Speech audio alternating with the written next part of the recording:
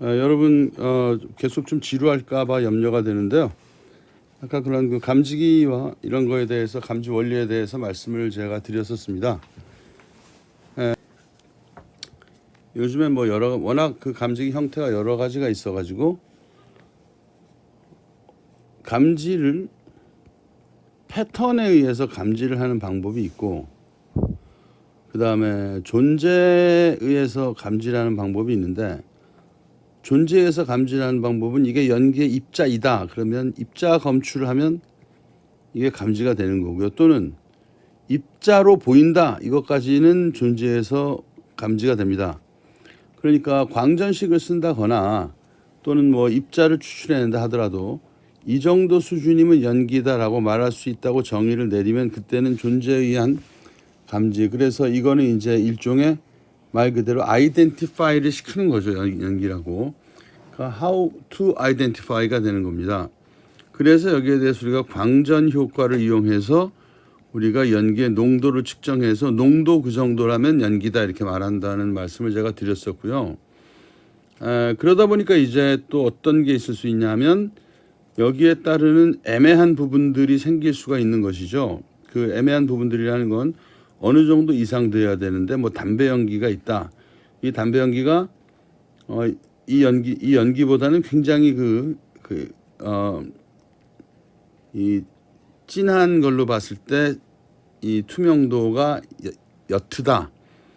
그러면 옅은 거에 대해서 반응하다가는 지나치게 또 센시티비티 민감도가 높아져서 입자로 따질 때 너무 큰 입자까지 다 잡아먹는 게 되니까 통상 70%다 또는 80%는 한계를 정해서 우리가 화재라고 볼 수 있는 연기 농도가 어느 정도인지, 그때 연기는 어느 정도의 빛을 흡수하고 어느 정도의 빛을 통과시키는지 거기에 따라서 이제 결정을 하는 겁니다.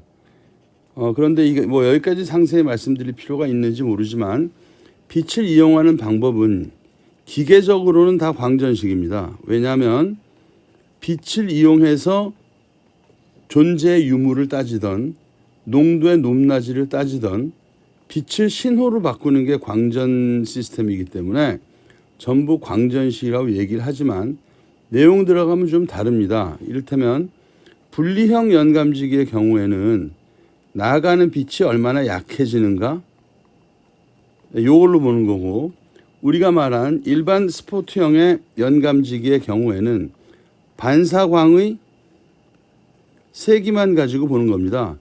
이 정도 반사광이 세게 들어오면 이건 연기다. 여기서는 통과해서 이만큼 약해지면 연기다. 그런데 빛이 약해졌는지 반사광이 센지 이거는 전부 다 전기 신호로 잡는다. 이게 광전 메커니즘이다 하고 말씀드린 거죠. 제가 왜 이렇게 그 메커니즘에 대해서 말씀드리냐면 자꾸 시스템 엔지니어링 하다 보면 하나하나의 디바이스에 대해서 우리가 무심코 지나갈 수가 있는데 결국 그렇게 하다 보면 점점점 흥미도 떨어지고 제품 변화에 대해서 무감각하게 됩니다. 그러다 보면 이제 기술 개발의 성과를 활용하는 데도 애를 먹기 때문에 제가 말씀드리는 거고, 그러나 입자를 검출하는 건 요건 좀 시스템이 좀 달라가지고요. 파를 쏴서 이 파가 입자 근처에서 변화되는 것을 보고 입자의 사이즈를 예측하는데 이때 레이저를 쏘는 경우가 많습니다. 또는 뭐 그 직진성이 강한 엑스레이를 이용해서 검출할 수도 있는데 정밀도에서 다르지만 통상은 레이저를 가지고 쏘는데, 이 레이저라는 것은 일반 빛이 아니라 빛 중에서 이렇게 그 파장이 이 파동의 폭이 이렇게 확산성이 굉장히 작은 거죠. 그러니까 쐈을 때 하나로 뭉쳐서 나갈 수 있는, 그렇게 해서 여기에서 지구에서 달을 향해서 쏴도 확산 반경이 1km가 안 되는, 그렇기 때문에 레이저라는 것은 확산이 많이 안 되니까 도중에 흡수만 되지 않으면 빛의 강도가 유지가 되게 되고, 빛의 강도가 유지가 되는 곳에서는 불빛이 들어왔는지 꺼졌는지를 알 수 있기 때문에 들어왔을 때와 꺼졌을 때를 굉장히 정교하게 조합을 하면 그거 자체가 신호 체계가 돼서 정보를 전달할 수 있습니다. 따라서 레이저와 같은 것들은 정보 전달에 굉장히 유리하다고 보여지는 것이죠. 뭐 그 정도로 말씀을 드리고요. 연기 농도에 대해서 잠깐 알아보겠습니다. 우리가 이제 그 어떤 농도가 일정 농도가 있을 때 농도라는 건 대개 다 이 덴시티에는 절대 농도와 상대 농도라는 게 있고요. 상대 농도라는 것은 어떤 기준값이 있습니다. 그래서 그 기준에 비했을 때 얼마냐는 것이고 절대 농도라는 것은 대개 물리량으로 얘기를 하는 것입니다. 그러다 보니까 어떤 일정 물리량을 넘었을 때는 위험이라고 보자. 물리량을 넘었을 때는 연기라고 보자.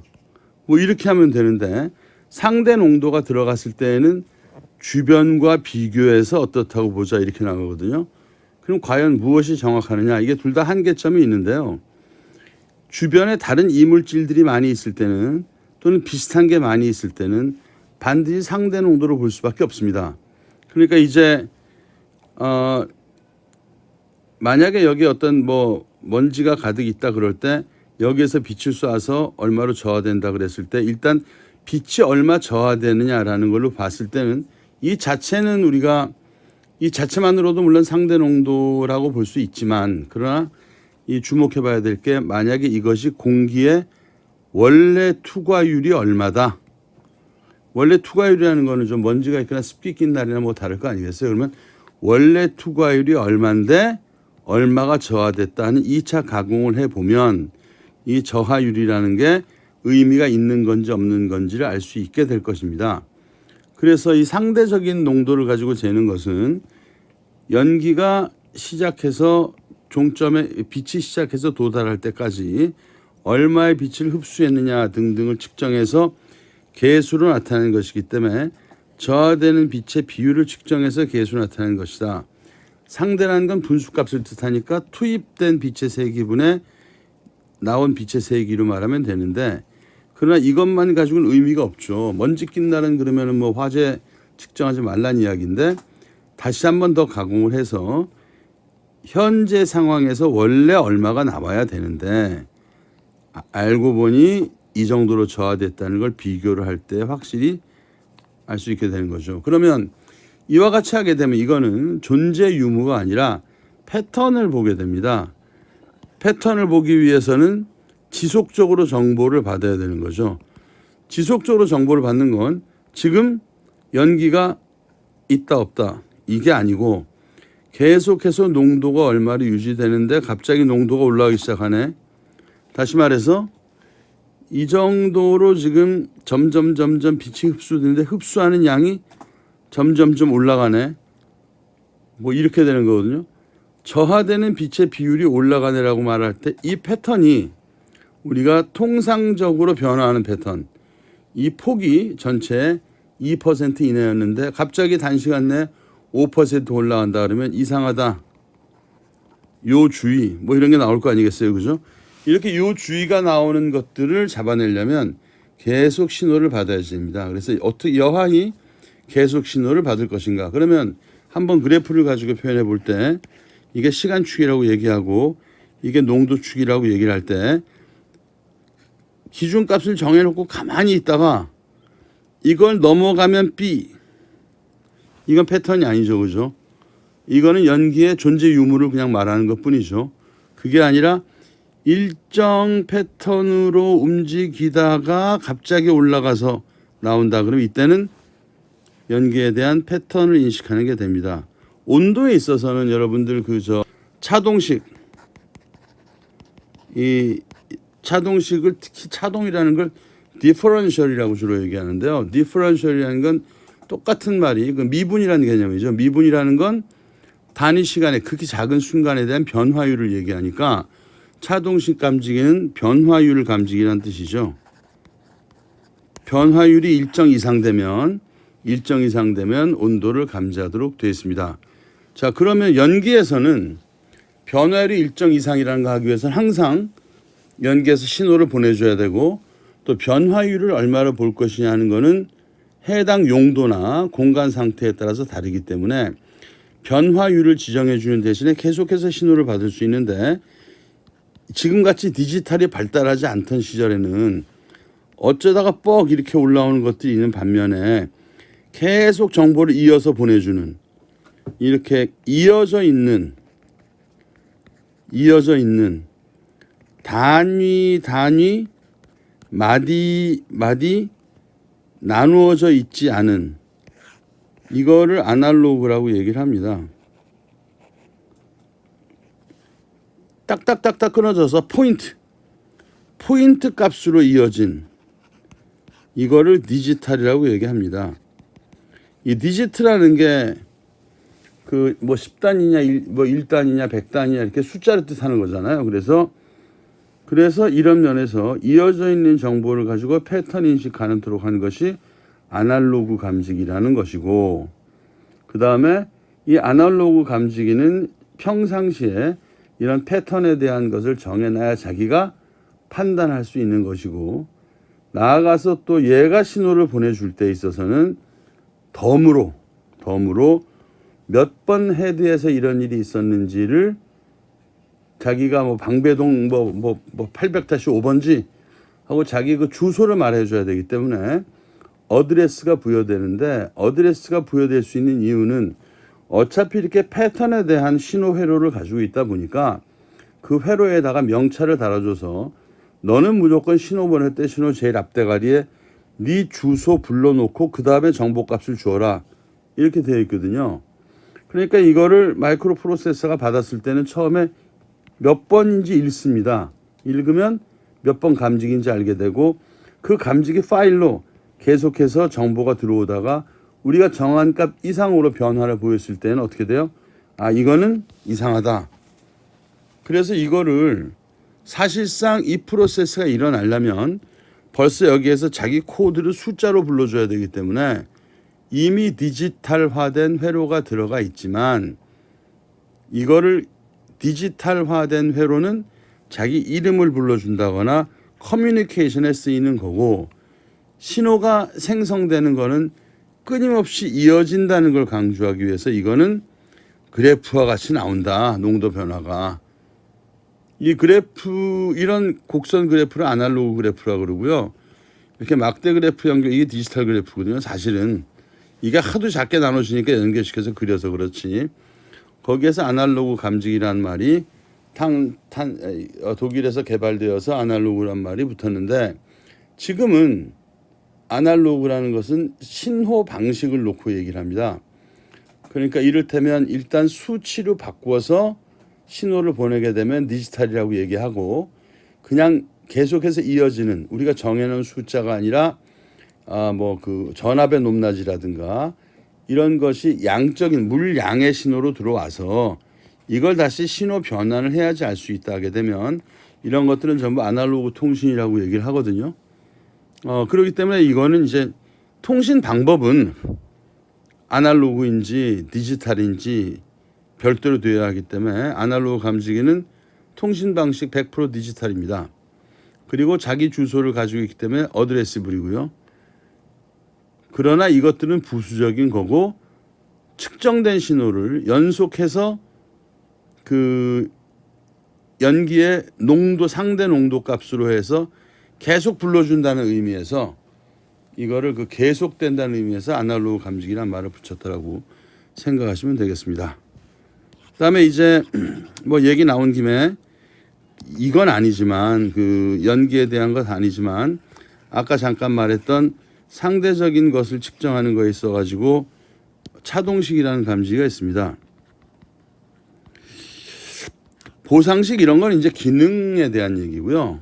기능에 대한 얘기고, 차동식이라는 건 뭐냐면 온도가 있는데 온도가 그 시간에 대비해서 얼마나 빨리 바뀌었냐를 가지고 정하는 거죠. 예를 들어서 0도에서 10도 올라가는데 6시간 걸렸다. 그러면 이거는 아주 자연스럽죠. 아침 나절에 새벽 나절에 최저 온도 최저 온도 8도, 낮에 최고 온도 18도.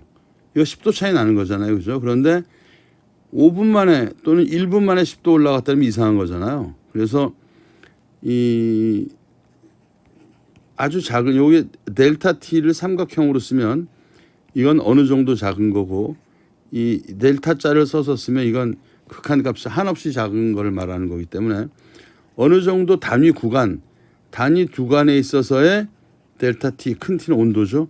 온도 변화가 일정 이상 되면 화재라고 불자 하는 게 차동식입니다. 차동식은 딱 그걸로 그냥 끝나는 거고 이거는 미리 정해놓은 기준을 넣어버리는 거기 때문에 아까 아날로그 감지기 같이 계속해서 보내면서 상태를 가지고 얘가 판단할 수 있는 그런 여지는 없습니다. 달아놓고 신호가 나오면 끝이죠. 그러면 여러분한테 하나 질문할 텐데 과연 차동식 감지기도 싸요. 이게 이렇게 복잡한 건데 온도가 시간당 얼마나 올라가느냐 하는 걸로 딱 결과를 내는 건데도 불구하고 되게 쌉니다. 그럼 이건 과연 어떻게 만들어지는지 한번 여기서 간단히 필요하면 나중에 어디서든지 뭐 이걸 인터넷에서 도면 구할 수 있겠지만 제가 도면 나오는 걸 보니까 또 알기 까다로운 것도 있고 해서 지금 그냥 아는 범위 내에서 말씀드립니다. 이렇게 그 차동식 감지기는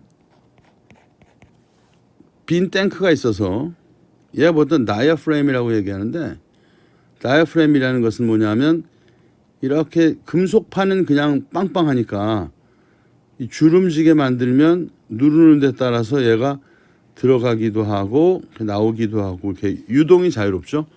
그래서 금속의 내구성을 이용하되 유동이 자유로운 이런 금속 탱크를 만듭니다. 굉장히 작게.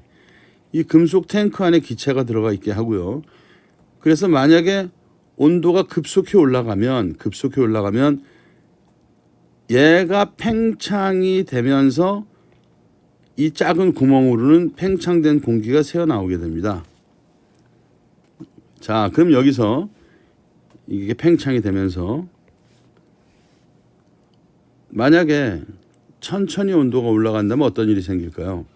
천천히 온도가 올라간다면 이 주름 탱크, 다이아프레임 탱크는 거의 유동되지 않습니다. 여러분 한번 우리가 풍선에 바람을 불 때 갑자기 세게 불려고 그러면 뺨이 빵빵하게 볼이 불어오르고 그다음에 천천히 불면 볼을 그렇게 크게 불어올릴 필요가 없는 거잖아요. 이 탱크가 갑자기 열을 받아서 내부에 공기가 팽창하게 되면 그때는 구멍 크기가 굉장히 작게 뚫려 있어서 원활하게 이리로 가스가 새어나가지 못하니까 배가 부풀어 오릅니다. 이렇게 빵빵하게. 그런데 천천히 올라갈 때에는 계속해서 소량씩 공기가 새어나가는 걸로도 부피 조절이 가능하기 때문에 탱크는 변형되지 않습니다. 오로지 이 원리 하나 가지고 어느 정도 이상 부풀어 올랐을 때 접점이 붙도록 이걸로 그냥 끝이죠. 뭐. 이걸로 그냥 끝이 되겠습니다. 그러니까 오히려 온도가 차갑든 뜨겁든 관계없이 잘 적응해서 그 상태에서 평형에 도달해 있는 탱크는 탱크 내부와 외부의 압이 똑같아지기 때문에 항상 춥든 덥든 딱 그 모양으로 있는 거고요. 갑자기 가열이 되면 내부 공기가 팽창되는데 가열 정도가 빨리 일어나면 공기가 다 빠져나가지 못하고 결국 배가 부풀어 올라서 이 부푼 대로 스위치를 누르게 되면 신호가 가서 온도 감지기가 작동했다는 것을 알게 되는. 그런데 이제 여기에다가도 우리가 간단한 회로 하나만 붙이면 어드레스블 될 수 있죠. 말 하나마나. 요즘에 아마 원가 따지면 5,000원도 안 될 겁니다. 아마 스위치 접점 붙었을 때 바로 그 자리에서 자기 코드 신호가 나올 수 있게 하는 것이 과거에는 그런 게 다 돈이었는데 그래서 그만 붙이면 어드레스블이 되니까 제가 말씀드리고자 하는 건 아날로그 감지기여야만 어드레스블이다 하는 것은 아니고 생산을 그렇게 안 해서 그렇지 어드레스블은 모든 감지기에 추가해서 적용하면 그뿐이다. 아날로그 감지기는 어드레스블이 된다는 것은 덤으로 하는 이야기이고 오히려 본질은 현재 상태의 농도 등에 대한 정보값을 딱 감지한 사고가 난 그 지점이 아니고 이벤트 타임이 아니고 늘 보내줄 수 있다는 거에서 아날로그라고 이야기한다라고 개념을 확실히 가지고 계시면 되겠습니다. 연기 농도에서 단위 채수의 입자의 개수를 갖고 절대 농도 물리량을 말하는 상대 농도는 투과하는 데 빛의 비율인데요. 또 산란광 농도법은 산란하는 정도인데 이 산란광 농도법에서의 산란한 정도라는 것은 이거는 이게 상대 농도다, 절대 농도다. 이건 no. 이건 정의하기 상당히 애매합니다. 아까 말씀드렸지만 산란이 일어나서 어느 정도만 되면 산란이라고 보기 때문에 어느 정도를 정한다는 걸로 산란이라는 건 말할 수 있어도 이거는 기냐 아니냐 뭐 이런 걸 따지는 좀 존재를 따지는 그런 속성도 많이 있죠. 그래서 산란광 농도법은 대개 어디다 쓰느냐? 일반 연기 감지기. 감광 계수법은 분리형 연 감지기. 감광이 얼마나 됐느냐 하는 거, 산란이 얼마나 됐느냐 하는 것은 전부 다 광전 효과에 의해서 판단을 한다. 그다음에 이제 여기 보면은 연계 특성 뭐 피나 가시도 흡광도라는 게 있는데 이 흡광도는 무조건 흡광도가 많아지면 optical density에서 optical이라는 게 광학이라는 의미인데요. 광학 이퀄 눈입니다. 눈. 네. 예를 들어서 내가 오늘 지금 눈으로 앞에 이상한 물체를 봤다. 그러면 UFO 신고를 한단 말이죠. 요새 뭐 UFO라 한국으로 UFO 뭐 다른 말 쓰는데 뭐건 좋고 unidentified 뭐 flying object이라 그래서 UFO를 봤다 그러면 UFO가 있다 그러면 너 UFO를 봤느냐 할 때 그냥 봤느냐 그럴 때 did you see 하고 물어볼 수도 있지만 did you have optical contact이란 말을 씁니다. optical contact은 너 눈으로 목격했냐 하는 얘기거든요. 너 눈으로 봤느냐. 그래서 우리가 말하는 거 뭐라 그래요? 육안이라고 써요. 육안. 이게 참 직접적인 말인데 망원경으로 본 것도 아니고 뭐도 아니고 네 몸에 붙어 있는 육신에 있는 눈으로 그냥 본 거냐? 육안 또는 안경조차 쓰지 않고 봤다 그럴 땐 나안. 뭐 이런 말들 쓰죠. 그래서 피난기기도 피난 설계의 과학적인 기초가 된다는 것은 매번 설계할 때 이걸 쓴다는 뜻이 아니에요. 그게 아니라 기준값을 정해놓을 때 소방 설계에 필요한 기준값을 정해야 설계가 되기 때문에 이런 기준값을 정하기 위해서 우리가 흡광도의 개념이라든가 가시도라든가 피난 행동에 있어서도 어떻게 돼 있어요? 피난 행동을 반영해라. 잘 반영해라. 이렇게 말하는 게 아니고 피난 행동을 할 때 보행 속도는 얼마로 하자. 또 사람이 통과할 때 그렇죠. 1초에 통과할 수 있는 폭은 폭 74cm인가로 하자. 1m 따질 때는 초당 1.33인이 통과하는 걸로 하자 하는 나름대로 논리적인 합의를 정하기 위한 데이터들은 초기에 이러한 개념의 정립과 공학적인 해석을 통해서 만들어진다는 말씀을 드리겠습니다. 램버트 비어의 법칙이라는 것이 있는데 여기에서부터 이용해서 지금 여러분들이 연기에서 통상 공식은 까다롭게 나오고 시험 문제는 한두 개 나올 듯 말 듯한데 해야 되나 말아야 되느냐 하면서 이게 실제로 써먹을 때는 거의 없는 그러나 연기를 아는 사람 알아야 되는 게 주로 토머스식이라든가 힌클리 공식 뭐 이런 게 있습니다. 그래서 이 소방에서 쓰는 게 달시식이라든가 또는 이 팬에 의한 공기 유동 같은 것 따질 때 케네디식이라든가 식들이 굉장히 많이 있는데 그 식을 이해하는 것은 개념을 이해하는 데 도움이 되고 공식을 이해하면 그 다음 시스템을 구성하는 데 있어 자신감이 생깁니다.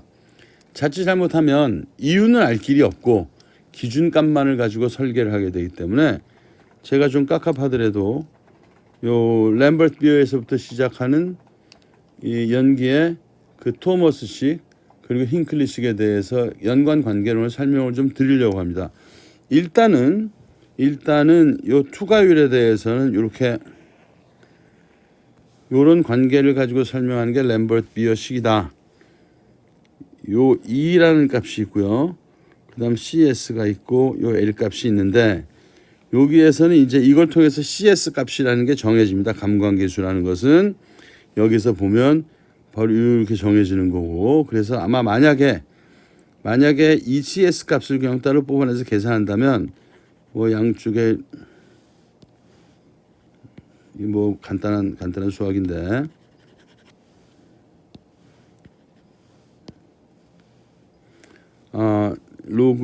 값을 취한다고 하면 이거는 마이너스 CSL이 되기 때문에 마이너스의 L분의 그냥 CS 이렇게 되는 거죠. 그죠? 그러니까 투과율을 자연 로그 값을 취한 다음에 투과하는데 경로 길이로 나눠주고 마이너스를 붙이면 감관계수가 된다네. 그냥 뭐 이렇게 정의가 되는 거죠. 그런데 실제로 쓰는 게 좀 지금부터 깝깝한 얘기인데 램버트 비어에 의한 흡수율을 따질 때는 다 이렇게 기본적으로 시작하는데요. 실제 여러분들이 쓰고 있는 그런 모든 계산 값에서는 2라는 값을 쓰는 게 불편하기 때문에 이거를 전부 다 10으로 바꿔서 요거는 일반 문과 로그고 LN은 이과 로그인데 요거 다 그냥 문과 로그를 가지고 쓴다고 생각하시면 됩니다. 그러니까 이걸 이제 상용 로그라고 얘기를 하는데 이 상용 로그를 정의하기 위해서는 다시 여기에서는 좀 이거의 값의 그 정의가 바뀌어서 그래서 일단은 이게 램버트 비어의 원래 식을 이렇게 이해를 하시고 여기에서부터 CS 값이 나왔다는 것을 이해를 하시는데 단 우리가 이 광원의 세기에서부터 시작돼서 실제로 거리를 따지고 할 때에는 이렇게 하는 게 아니라 여기에서 이제 우리가 좀 그 차이를 명확히 알아야 되는데 원래 오리지널 들어온 거에 대해서 현재 빛이 몇 분의 몇이냐 하는 것이 10의 몇 승으로 표현될 수 있느냐를 환산을 해서 요걸 계산을 합니다. 그렇기 때문에 이거는 이제 로그 값을 치면 로그 10의 I0분의 I는 로그 10을 치면 마이너스 A가 나오기 때문에 A 값이라는 거는 그냥 마이너스에 요게 나오는 거거든요. 이가 없어진 거죠. 그래서 이 A 값을 구하기 위해서 얘하고 얘를 비교하려면 로그 값 상용 로그와 자연 로그의 비율을 곱해줘야 되는 문제가 생겨서 그 부분은 다소 좀 수학적인 그 번거로움이 생깁니다만 우리가 주로 쓰는 거는 요쪽 요거라고 생각하시면 됩니다. 그러다 보니까 이제 뒤에 보면 ASTM 이 융의 광학 농도 측정기라는 기본적인 개념이 있는데 뭐 얘기는 간단합니다. 챔버가 있어서 안에서 연기를 발생시킨 다음에 라이트 소스가 있어 렌즈를 통해서 빛을 쏘면 이쪽에 지금 렌즈가 그걸 받아서 다시 집중을 시켜주고 이 두 개 렌즈는 뭐 동일한 렌즈라 되겠죠. 그래서 소스에서 들어간 빛이 나오면 되는데 흡수돼서 얼마 떨어지겠죠. 떨어질 때 나머지 빛은 요 PM 튜브라 그러는데 이게 주로 뭐냐면 그 일종의 빛의 광도를 측정하는 광전 효과를 갖는 튜브입니다. 그래서 광전 효과가 갖는 튜브를 했을 때 여기 딱 보시면 그쵸 두 개 A하고 B의 입사된 것과 나오는 것 출사된 것의 비례에 대해서 상형 로그 값을 취함으로써 이거를 흡수율이라고 생각해서 체크를 하게 되어 있습니다. 방법은 76제곱미터 이런 것들은 전부 다 걔네 피트 쓰고 그러니까 나오는 건데 열복사는 25kW/제곱미터면 딱 떨어지죠. 되게 이런 숫자 좋아하는 이유가 되게 이게 플래시 오버를 익히는 바닥의 최소 값인데 뭐 좋다 하고 그 다음에 플레이밍 모드와 논 플레이밍 모드 플레이밍 모드는 이거는 일반적으로 우리가 봤을 때 화염이 있는 화염 연소고 non 플레임은 무염 연소라고 얘기하는데 무염 연소는 우리가 스몰더이라 해서 훈소라고도 얘기를 합니다. 자 그러면 지금 여기 광학 농도 정의할 때 density는 일단 로그 10의 베이스를 해서 결정하게 되어 있어서 물론 거리의 반비례하는 걸로 나와 있는데 광학 농도에 대해서 일단 스타트를 해서 연기 공식을 유도하는 부분에 대해서는 다음 시간에 계속해서 하도록 하겠습니다. 여러분 수고하셨습니다.